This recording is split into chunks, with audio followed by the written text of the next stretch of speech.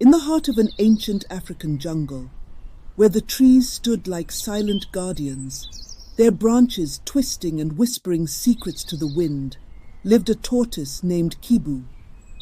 The jungle was a place of wonder, where the rivers sang lullabies to the stars, and the air was always alive with the vibrant hum of life.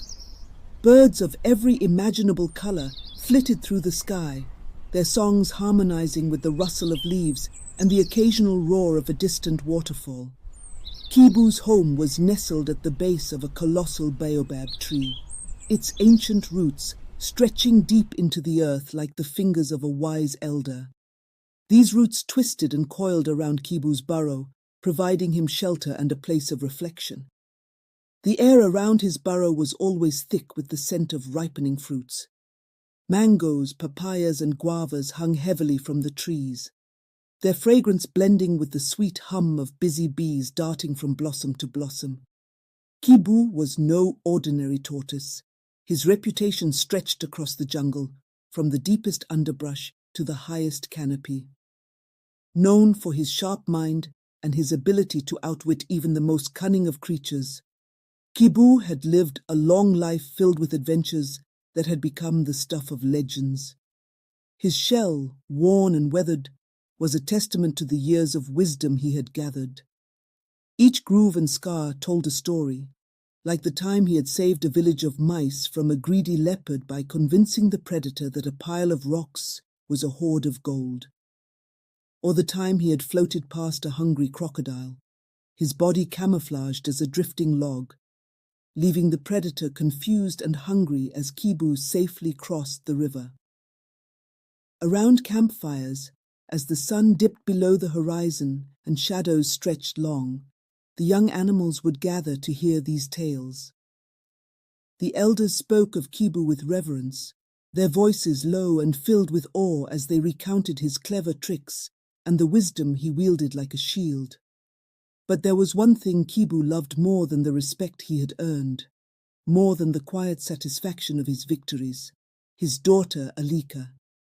She was the joy of his heart, a radiant being whose very presence could lift the spirits of those around her.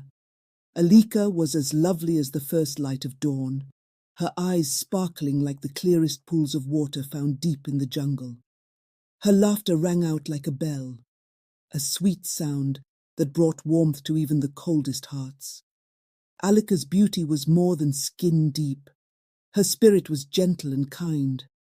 She moved with a grace that mirrored the quiet flow of the rivers and the soft breeze that stirred the leaves at night.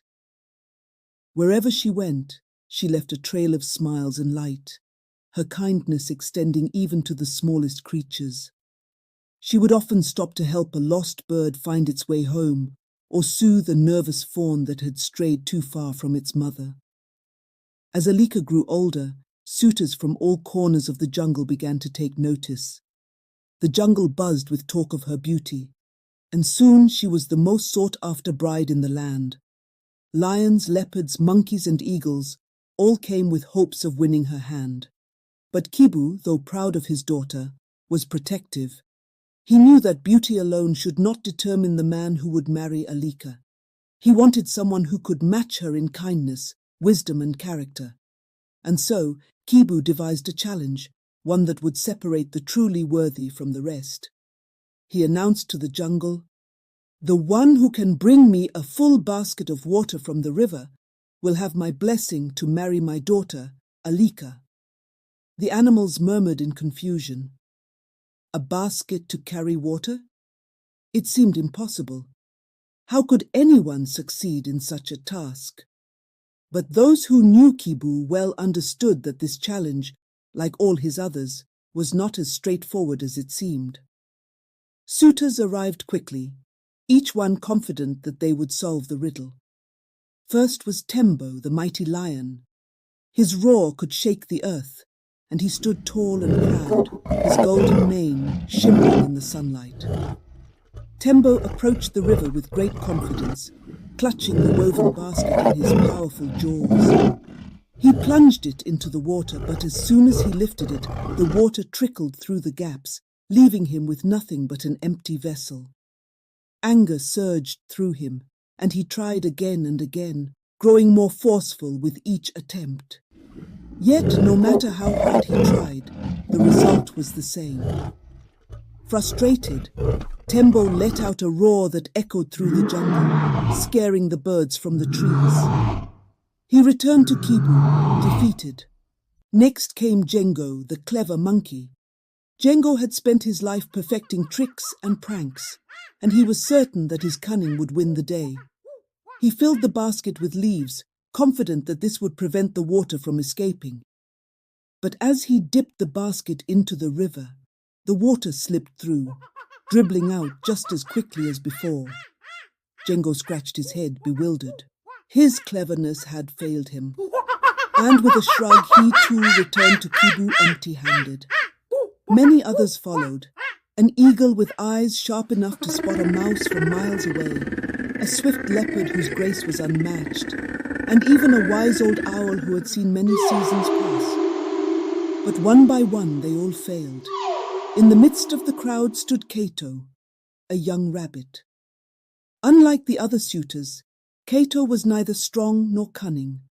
He lived a quiet life on the edge of the jungle, in a small burrow where he spent his days thinking and listening to the wisdom of the older animals.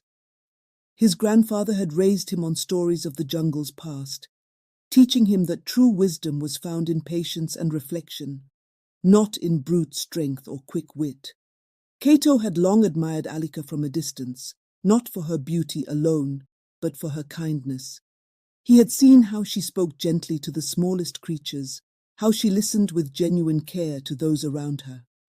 Though Kato had never considered himself worthy of such a prize, watching the mighty fail gave him the courage to step forward. As he approached Kibu, the other animals snickered. What could a small, quiet rabbit do that the great lion and clever monkey could not? Kibu looked at Kato, his eyes narrowing with curiosity. "Do you wish to try, young Kato?" the old tortoise asked. "Yes, wise Kibu," Kato replied, his voice calm but resolute. Taking the basket, Kato walked slowly to the riverbank. He knelt by the water, his reflection wavering in the gentle current. He dipped the basket into the water and watched as the water slipped away. But instead of frustration, Kato sat quietly thinking. He watched the river, the way it flowed smoothly, finding paths around rocks and fallen branches, never rushing, but always persistent. And then he remembered a story his grandfather had told him, a story about the rabbits of old who had once carried water from a dry stream to a distant hill, using clay to seal the gaps in their baskets. His heart lightened with the memory. Kato began to dig into the soft earth along the riverbank, gathering clumps of thick, wet clay. He worked meticulously, lining the inside of the basket with the clay, carefully smoothing it into every crevice. Once he was satisfied, he dipped the basket into the water once more. This time the water stayed, held by the clay lining. With a smile of quiet triumph, Kato carried the heavy basket back to Kibu, his steps slow but steady. The other animals stared in disbelief, their whispers rising into the air like the rustling of the leaves. Kibu inspected the basket, his old eyes gleaming with approval. "Young Kato," Kibu said, his voice rich with admiration, "you have shown great wisdom and patience. You did not rely on strength or trickery, but on your mind and the lessons of those who came before you. You have proven yourself worthy." Alika, who had been watching from the shadows, stepped forward. Her eyes met Kato's and she smiled, a smile that lit up the jungle. In that moment she saw not just a humble rabbit, but a heart full of quiet wisdom and gentle strength. And so, Kato and Alika were married in a grand celebration. The jungle came alive with music and laughter, as creatures of all kinds gathered to celebrate the union of the wise rabbit and the beautiful tortoise.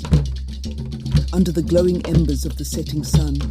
The animals danced and feasted, while the stars blinked down like silent witnesses to the joyful occasion.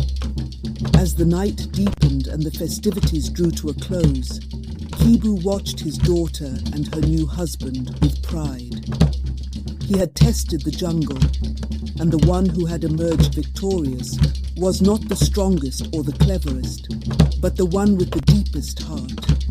The lesson was clear.